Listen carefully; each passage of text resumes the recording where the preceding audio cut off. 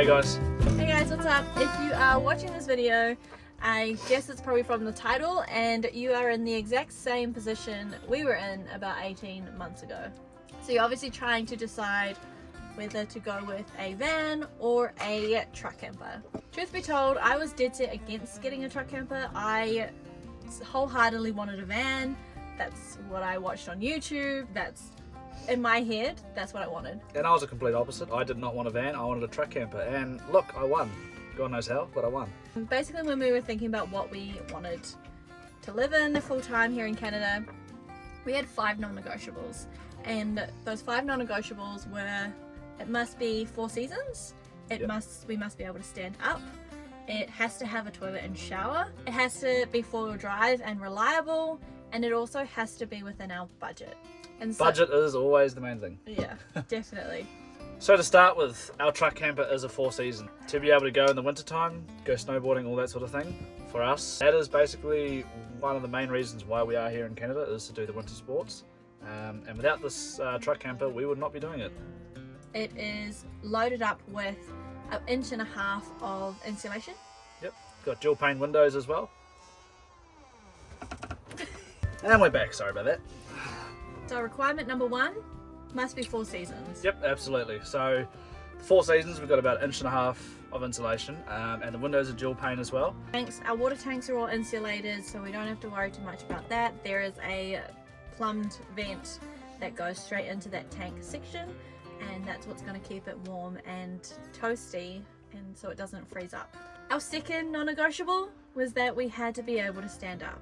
Now, we're not overly tall people. I think Matt's about 5'10". 5'10", yeah. And I'm 5'4", so I can literally stand up, reach the roof with my hands at the same time. Yep. That's how much room we have to be able to move around. I can happily cook and happily clean. I can do everything in the space that I have. Being 2 of us in this unit as well, we needed to have enough space so that we're not basically stepping over each other to get anywhere. So our next one on the list is our toilet and shower. Now, we have a dry bath, so our shower is separate to the toilet. But just talking about our camper tank specs, we have 189 litres of fresh water. Now, that will give us about 2 weeks worth of supply. Grey water, 74 litres, and our black water, 66 litres. Us being snowboarders, we love the idea of being able to go up to the mountains and come off a whole day of skiing and then just be able to have a hot shower. You know, like, nothing can beat that. If you know, you know. And on that note, with our need to go up to the mountains and be here for winter sports, we really wanted a 4-wheel drive that was reliable and had plenty of clearance. Yep, 100%. But for us to have that in a van, it just wasn't feasible, and it was a lot harder to get because a lot of them are 2-wheel drive. Yeah. And messing around with chains and stuff like that all the time wasn't really something we wanted. You got to have do. very deep pockets to have a 4-wheel drive van. Yeah. Which brings us on to our next topic, which is the affordability. For us, having the truck and camper made sense on all those bases, and ultimately the biggest factor, the biggest decider, the reason why I lost this debate was purely because of budget. Yeah. Now, not to say that this setup is cheap, by no means is it cheap, and we're very fortunate that we were able to save up enough and work long enough to be able to get this outright. We saved up for about 2 years. Yeah, it took a long time of saving and a long time of planning and searching for the right combo as well. So while we've just talked about all the pros of the truck camper, there are plenty more pros as well, but those were just our 5 non-negotiables and why we decided ultimately to get the truck camper. There are a couple of cons as well, to be honest.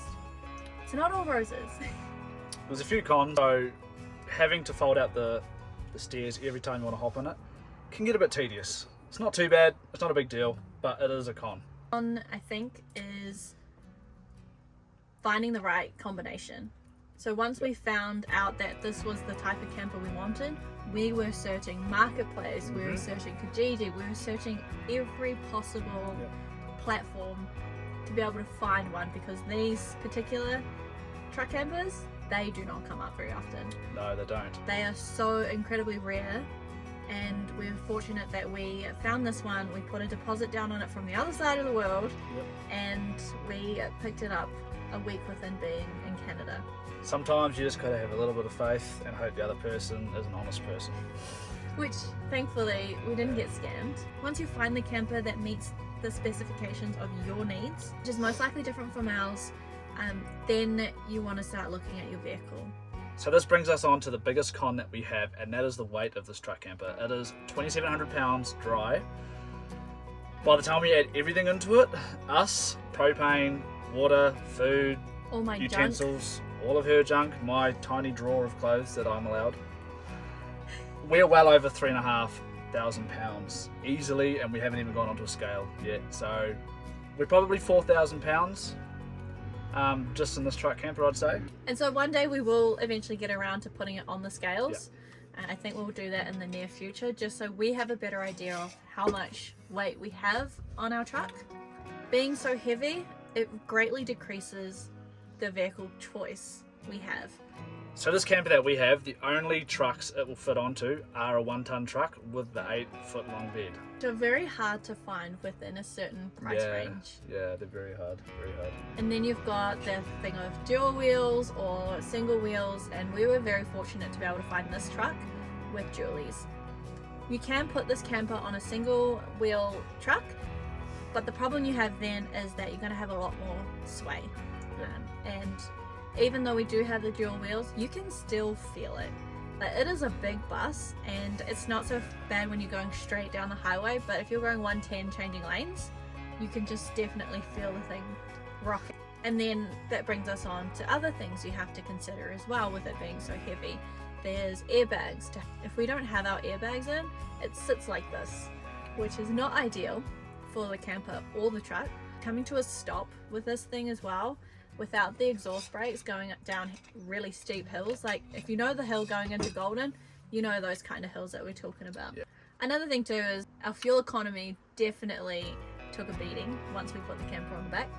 Before we put the camper on, we drove from Vancouver all the way to Edson, which is where we picked this up. So we went up through through Whistler and Jasper National Park, and I think our fuel economy was about 12 to 13 litres per 100 kilometres.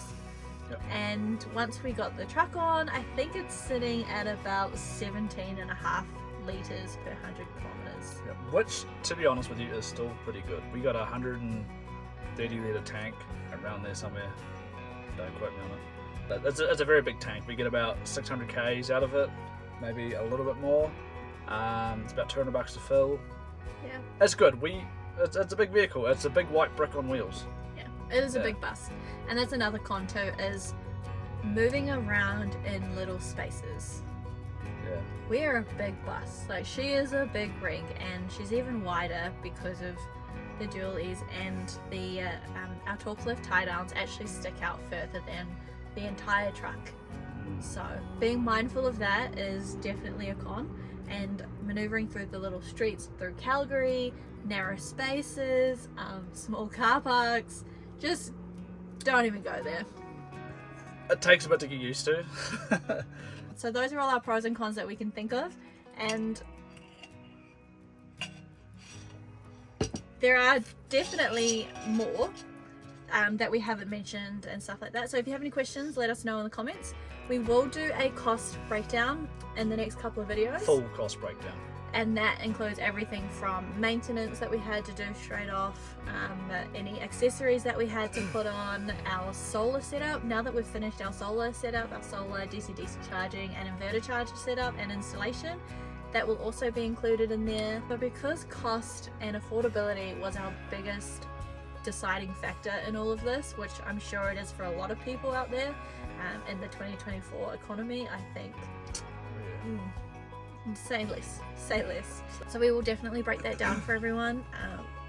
Again, this is all just coming from our perspective and our point of view. So all in all, this camper has been perfect for us. It suits all our needs. It's exactly what we wanted, and hopefully it continues to do this in the future. Thank you for watching, and please make sure if you have any questions or comments, leave them down below, and we will get back to you with the best of our knowledge. Yep.